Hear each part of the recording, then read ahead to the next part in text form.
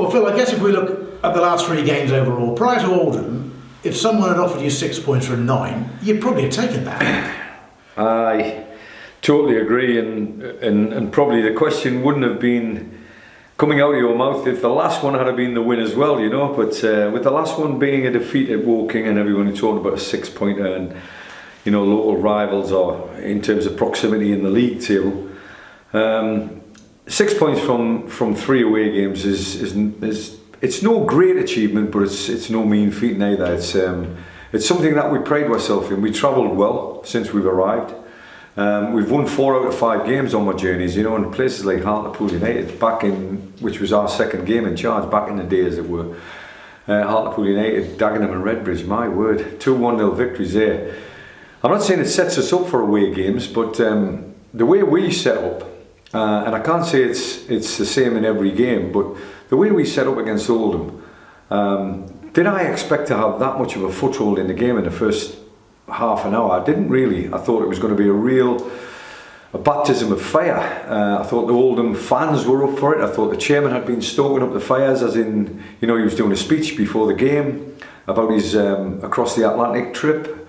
All of these things were coming out of Oldham, and I thought we're going to be really up against it. For to really control the first 25-30 minutes in that game was testimony to the players, the character of this group. And I've got to say it, on Tuesday night we set up in a manner that we had to play 2 new starters, if you like. You know, I'm talking about Cole and Nat, and 2 out of the back 3, so that's sort of 66% of your back 3, which has worked so well.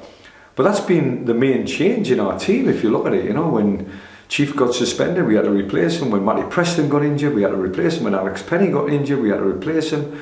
All of these things have been sent to try us, and defensively you want to have same team, same subs, as in that kind of mentality, you know, where everybody knows what they're doing, that's their job. But to go back to that first 25-30 minutes of the Oldham game, I think the character of the team really shone through, and that allowed us to, I think, express ourselves in the Solihull game. And for to get 6 points from the 2 games, I don't think we took our foot off the gas by any stretch of the imagination. If the game had been on Saturday, it might have been a leveller, the pitch, as in, you know, the conditions would have been conducive to probably second balls, long football, whatever you want to call it, you know. But Tuesday night was more of a war of attrition. I think they mixed it with us. They wanted to mix it with us. They wanted to upset us to a certain extent. And in the end, you have to take your hat off. They did it successfully in the last 20 minutes of the game, where we were probably, not going to say 2 players down, but breathing heavy. You know, Nate Percival was really trying to find his second win from 20 minutes into the game, and for somebody who's been out for a long period of time, I felt for him. But I didn't really have a replacement. We were down to the bare bones in terms of defenders.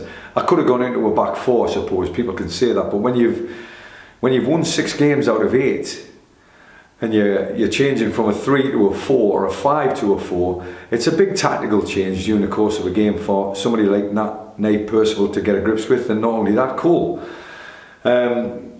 I picked on 2 players with really tough names to churn out, but you know, Nat and Cole will do for me. If we get a king in the middle of the back 3, we've got Nat, King, Cole, that'll be one hell of a back 3.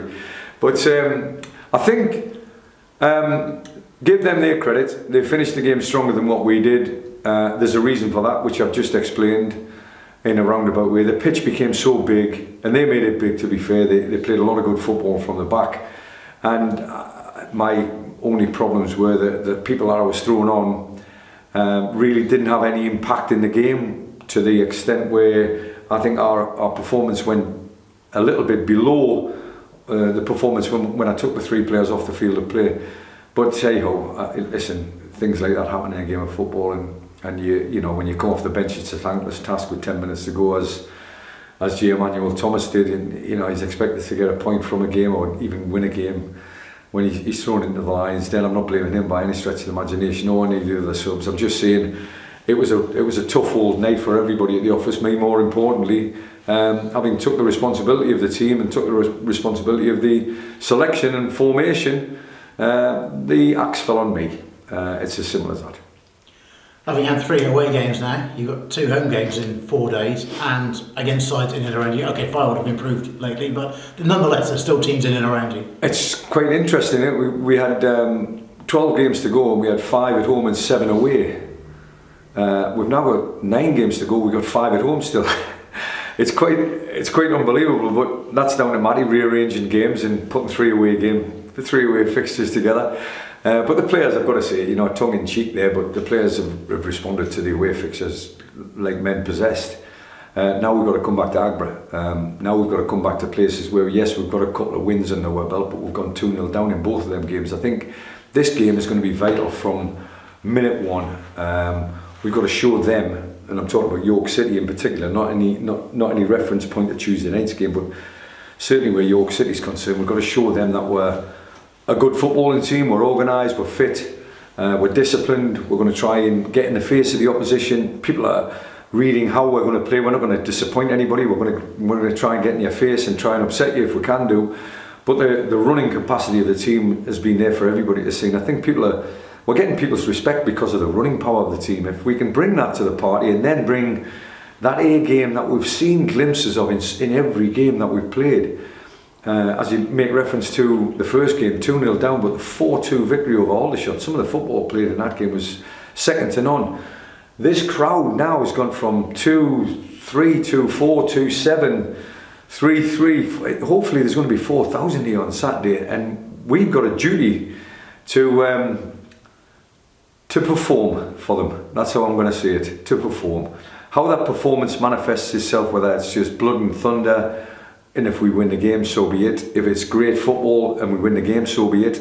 If we nick a penalty in the last minute and we win the game, then so be it. We take whatever comes, so long as we can win this game and make sure there's sort of almost a full house against Fylde on Tuesday night. If you look at the bottom half of the league table, with all due respect to Oxford City, you can say they're going to struggle from here on in. But that aside, you can go from second bottom to about 13th, and there's only about sort of 8 points in the whole thing from memory. Well, the league table, I think, the bottom half of the league table, I think we've got to take a lot of responsibility for that. When we joined, we were staring at the trap.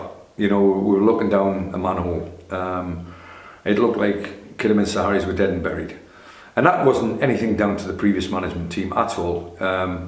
I've said this before and I'll say it again, the previous management team were 3 or 4 years into their first tenure as management team. I mean, that's a great run.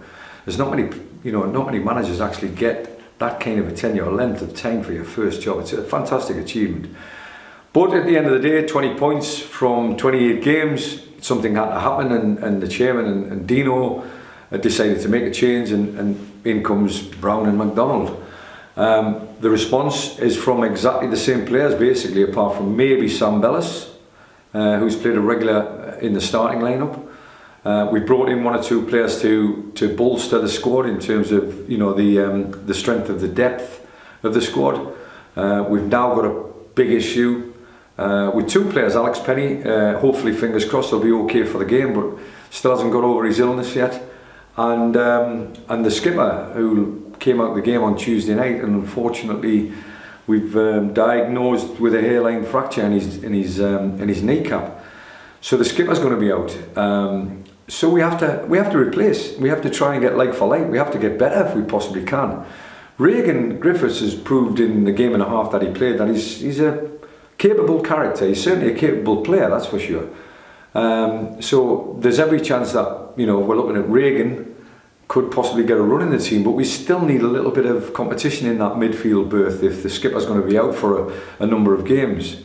So we've got our crosses to bear. There's no doubt about that. We've got our challenges, but that's the reason why we've got a 20-man squad or 21-man squad. The challenging for places now has to be manifested with good performances on a Saturday to keep your shirt for the Tuesday. So we'll, as I say, we'll cover cross them bridges when we come to them. But on Saturday, we're certainly going to be without Shane Byrne. And that is a blow, obviously, because he's not only a very good footballer, but he's a leader, isn't he, really? Yeah, he is a leader. Fortunately, as the cuckoo clock tends to do, one door closes, another one opens, and the chief's suspension is up now. So there's a possibility that he'll be available. Well, he is available. There's a possibility he'll be playing on Saturday. And fingers crossed we can get Alex Penny to the starting line on Saturday. But if not, we'll have another go with whatever back three we can put out there, or back five, whichever the case may be. Final point, as we're speaking now, I think we're 3 weeks away from deadline day. You already mentioned you sort things around. Yeah. You alluded to the fact that you might be looking for cover for Shane Byrne. So there's still potential for further movement, is there? There's always potential. That's the beauty of the National League. That window is still open till the 3rd or the 4th Thursday in March, which is great news, especially when the season now finishes, probably 20th of April. You're looking at a month with a new player in maybe 5 or 6 games, but 5 or 6 of the biggest games of this club's history, possibly. Now, that's not being disrespectful of the history at all, but in my knowledge, in my moments, I'm saying these are the most 5 or 6 important games. As we stand now, we've got 9. And from them 9 games, if we win all our games at Agbra, I'll be a happy bunny. But it's never going to be that easy. One game at a time. Saturday's game against York City is the biggest game in the club's history for me. And the next one always will be. Lovely, thank you very much. Just another last word on Shane, and obviously we've discussed his season, and the injury is likely to put paid to his season, but just with regards to that, how is he doing? Because obviously it's not his first serious injury even this season, is it? No, not even this season. It's listen, he's a great character. He's a proper captain. He's a leader of men. He's in the last meeting that we've just done there. He's sitting in there with a brace on, and unfortunately on crutches. And the downside to it, I decided to have the meeting in the restaurant at the top of Agbra, and that's a load of stairs to get up there. So you're gonna have to fit a lift, Matty. But the bottom line is, there's a possibility that the season's over for Shane. I'll be doing everything I possibly can to support the lad from now on, and that support will be hopefully in terms of contract, possibly further down the line. But you know, it's probably a little bit too early for that kind of conversation. But at the same time, when you've got leaders in your changing room, they're priceless. And you know, as far as we're concerned, the more leaders we have, the better we will have of a good season next year. But that's for another conversation. But where Shane's concerned, I'm one personally that I'd like to thank him for his contribution so far. Before we arrived, but more importantly, when we did arrive, he was 1,000,000% behind what we were trying to achieve. And I know he'll be here on Saturday. I know he'll be here every game, and he'll be wanting to contribute some way, shape or form, whether that be, you know, advice about the opposition, advice about individual players, or advice to the team and how we perform. You know, his voice will not be missed at all. It won't be stopped, that's for sure. I will encourage Shane to be as vocal as he possibly can be, because he's one of the reasons why we're in the trouble that we're in, but he's also one of the reasons why we look like we're trying to get out of the trouble that we're in, and he was a big part of that. Yeah, and you've touched on the point of looking after him always emotionally, because whilst it might be that he might not play football games again this season, there's more to the package of being a footballer, isn't there? And there's a lot of supporters might not see. It's a good point, Matty. I don't know if you've done your media degree, but it's a great point, you know, because inclusion is important in any workplace. You know, the surveys coming out that they're talking about performance levels going up by 85%. If you can get that into a football club, meaning from 1 to 11, they take care of themselves. Almost 12 to 15 or 16, they take care of themselves. It's the 17 to 25, if you like. It's the backroom staff who don't feel included. It's the supporters sometimes who don't feel included. It's the chairman, the board of directors. It's everybody at the football club. Inclusion is so vital in the modern day game, and if we've got inclusion and buy-in, more importantly, from everybody at Kidderminster Harriers, we've got a great chance of getting out of the trouble way.